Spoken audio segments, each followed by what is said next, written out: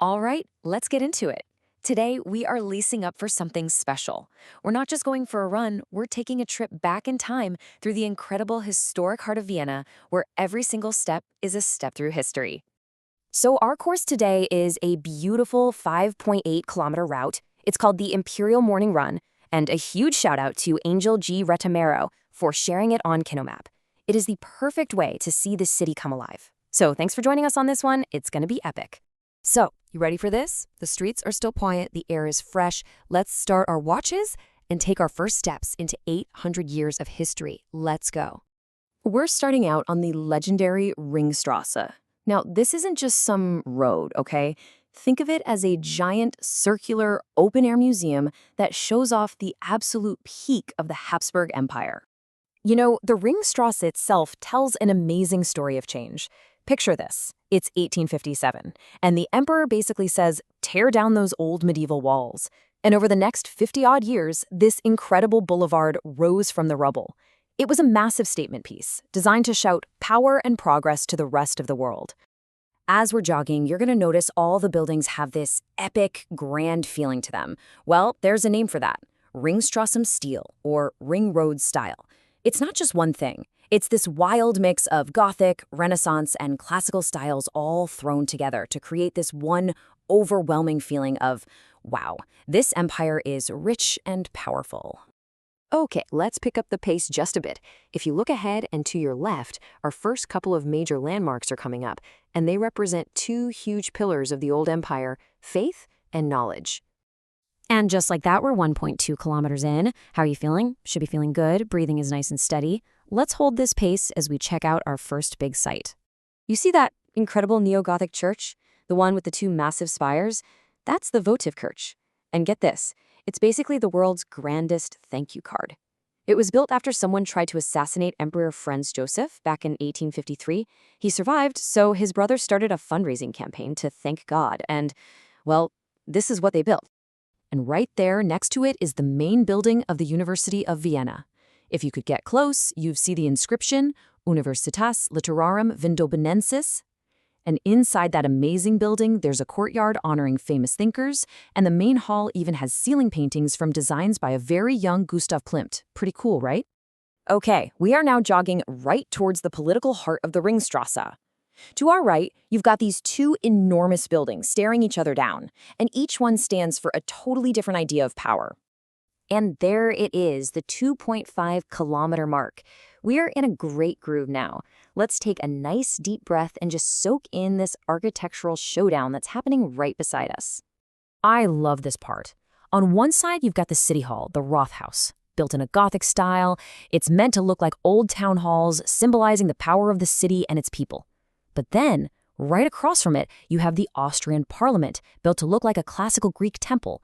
It's literally a face-off in stone, city power versus the empire's idea of democracy.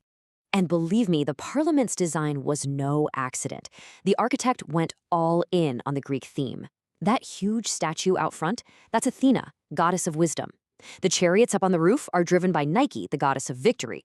The whole thing is designed to scream, we are the heirs to ancient Athens, the birthplace of democracy. All right, let's keep it moving. We are leaving the world of politics behind and running straight into Vienna's cultural mile. This is where the empire really put its artistic treasures on display. And look at that. We just cruised past the 3.8-kilometer mark. That means we are way over halfway done. The finish line is getting closer. But man, there is still so much to see. Let's keep that energy up. Okay, look to your left. Now look to your right. We are literally running right down the middle of these two identical, spectacular buildings. They're the twin museums, natural history on one side, art history on the other. They just stare each other down across this huge square, like two giant bookends for all the Habsburgs' incredible collections. As we pass the park on our right, that's the Burggarten, keep an eye out for a big white marble statue. Yep, that's him, the one and only Wolfgang Amadeus Mozart. The details on it are amazing. The front shows scenes from his opera Don Giovanni, and the back shows him as a little kid, a prodigy, playing music with his family. You know, there's actually a really bittersweet story behind this statue. The sculptor, a guy named Victor Tilgner, was a favorite of the emperor. But so tragically, he died just 5 days, before the statue was officially unveiled. And at the ceremony, the emperor himself said those words, expressing how sad it was.